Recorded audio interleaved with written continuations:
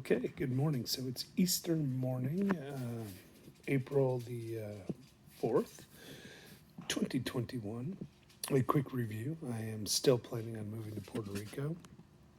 I just woke up, I'm having a cup of coffee, and I was thinking, it would be nice if I was sitting on the beach having a cup of coffee right now. So just want to get up and tell everyone, yep, still planning on moving to Puerto Rico. I have done a little bit more research, and what I want to talk to you today is about learning Spanish. So, I don't speak Spanish. I've mentioned that before. I've never taken a Spanish language course. Now, I have traveled a little bit in Mexico. I worked at a convenience store when I was in college, and I learned some Spanish from some of the people that came in there, but I don't remember very much of it. I remember how to order a beer like cerveza, and hola, things like that. So, what my Spanish speaking friends would say is I speak un poquito español. Poquito, very small. I don't know. I'm sure that I'm pronouncing that wrong, but here's the thing. I just yesterday signed up for my very first one-on-one Spanish lesson with a tutor. Now, what I did is I went on Italki. Now, I'm going to put the link in the show notes here to Italki, including my referral link, so that if you buy credits, $20 in credits, then I will get a $10 bonus, and so will you. So, anyway, it's a good way to save a little bit of money for both of us on our language lessons. Now, Italki doesn't teach just Spanish. They have, think of it like social media / paid tutoring for languages. So you could learn Swahili or French or German or Mandarin. It doesn't matter. I picked Spanish because I'm going to Puerto Rico. And then I searched for a Puerto Rican native speaker to teach me Spanish. So I'll let you guys know how that is in my next video. But for like $9, $10 an hour, I was able to find someone to teach me Spanish, a Puerto Rican native speaker.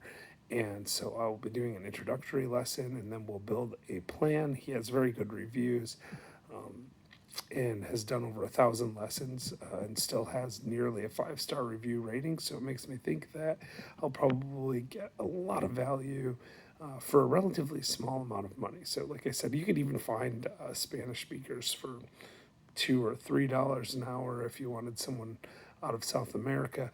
I just kind of felt like I wanted someone who spoke Puerto Rican Spanish, because I know that each country has their own slang, their own dialects, and I want to learn Spanish from a Puerto Rican speaker so that when I'm in Puerto Rico, I have as little of an accent as possible. So I plan on doing at least a couple hours a week of one-on-one tutoring and a couple hours of studying on top of that.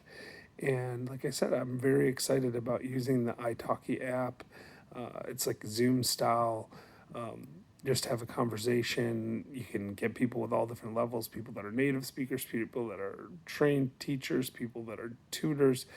And you can also just, chat with people that are learning the language at the same time as you. Maybe there's someone learning English and you're learning Spanish, and you can just chat with them, and you can teach them and they can teach you.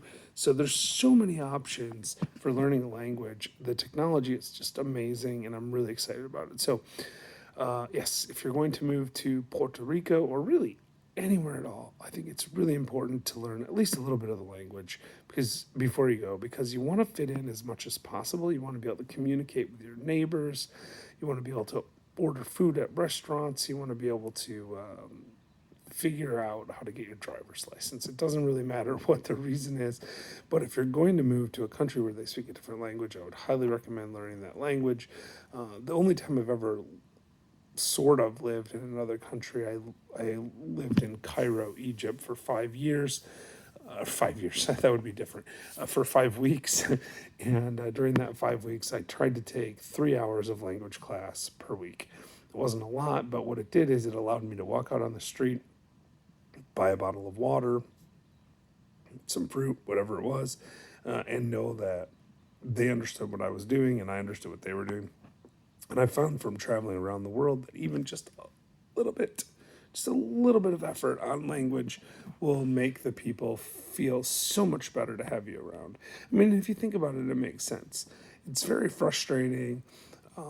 It always was frustrating for me when someone would come into my convenience store and try to tell me what they wanted, and I didn't speak their language, and I had no reason to. Maybe they were speaking Spanish, maybe they're speaking something else. I, of course, like I mentioned, made an effort to learn some Spanish because of that, but I always appreciated when we had native Spanish speakers that would come in, and even if they only spoke a little bit of English, it was obvious that they were trying to learn the language. And I think that made me feel better towards them. And I think the same thing applies in reverse. So one of the keys to living a good version of your life in a foreign country is just make sure that you are making the effort to fit in and to understand their culture. Anyway, I hope you guys have an amazing Easter.